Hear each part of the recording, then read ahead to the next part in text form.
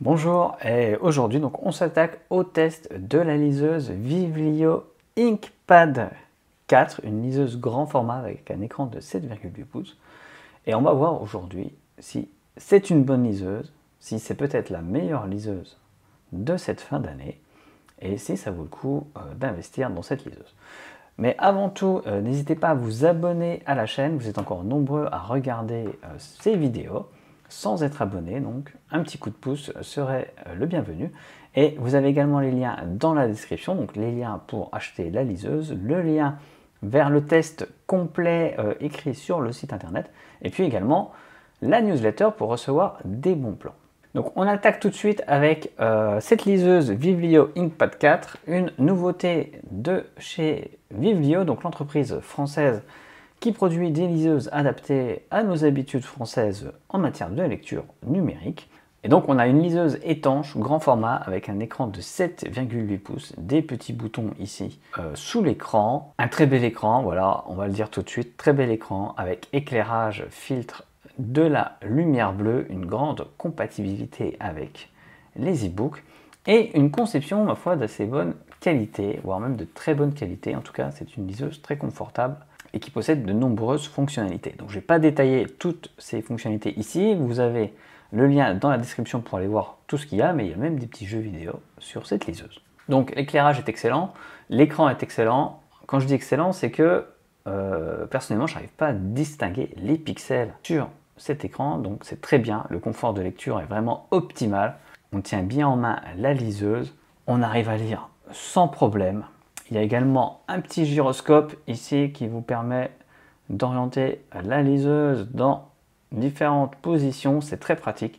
Il y a un mode nuit pour lire la nuit, un filtre de la lumière bleue. Donc au niveau de la lecture d'e-book, il n'y a vraiment aucun problème avec cette machine. On peut régler la taille des caractères, on peut surligner, on peut même créer des notes à la main sur les e-books. Il y a un dictionnaire intégré, voilà, il n'y a pas de souci.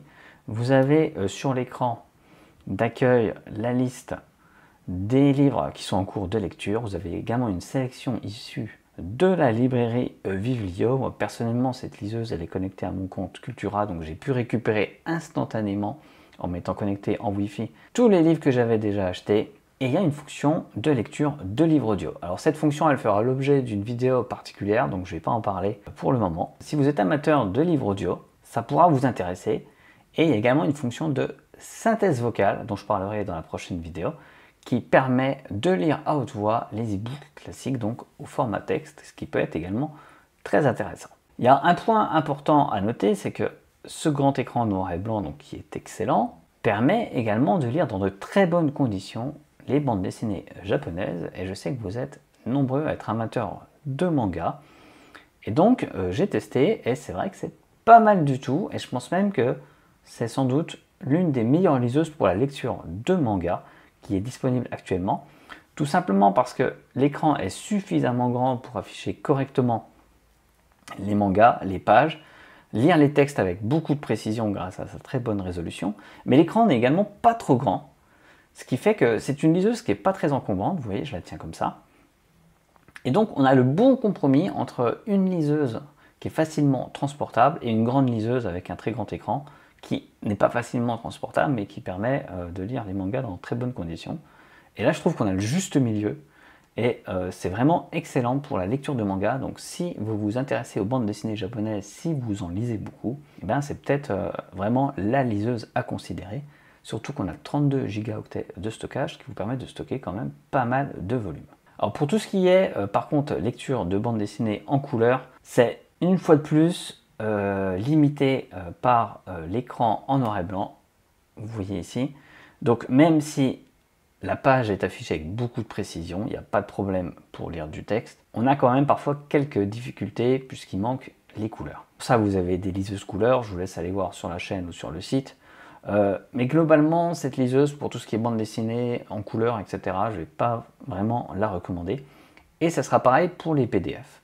Alors les fichiers PDF se lisent très bien et très rapidement, mais une fois de plus, ça va dépendre du fichier que vous utilisez.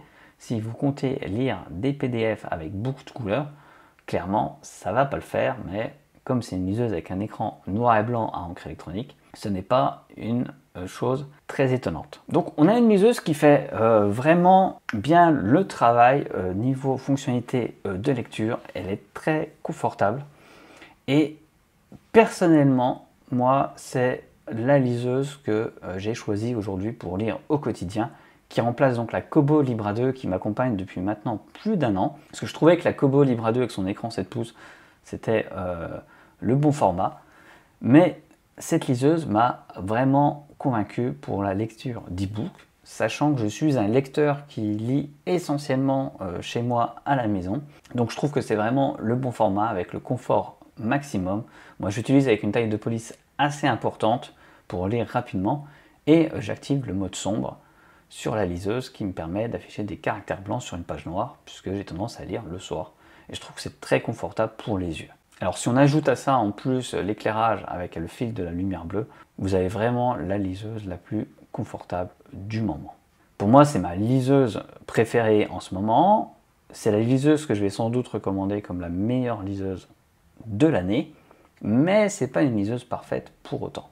Donc je vais parler de quelques petits inconvénients. Il y a tout d'abord le poids sur la liseuse. Elle est un peu plus lourde que les autres liseuses de sa catégorie, peut-être quelques dizaines de grammes.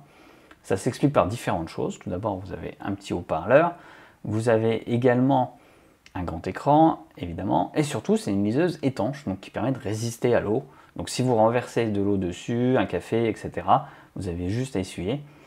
Et qui dit étanche, dit liseuse également résistante à la poussière.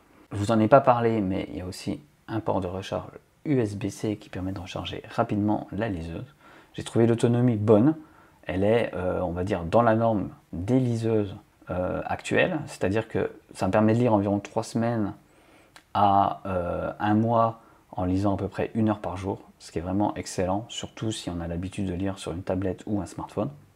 Deuxième point qu'il faut considérer, c'est que le prix est quand même assez élevé. On est sur une liseuse de plus de 200 €, mais vous êtes clairement sur une liseuse haut de gamme cette fois.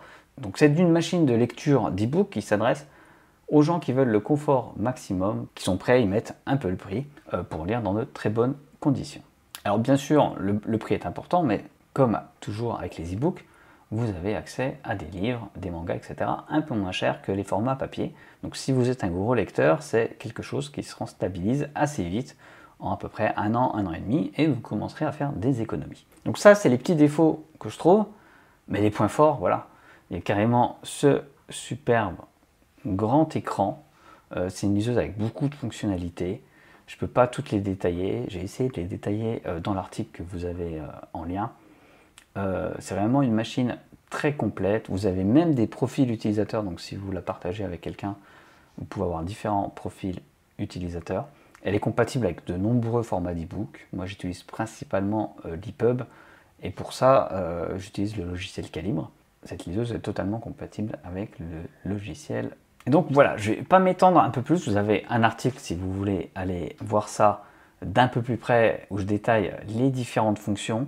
Il est évident qu'il y aura d'autres vidéos sur cette liseuse parce qu'elle a des fonctionnalités très intéressantes. Mais je peux déjà vous dire que c'est une des meilleures liseuses disponibles en ce moment. Si vous avez les moyens, c'est peut-être la meilleure liseuse disponible en ce moment.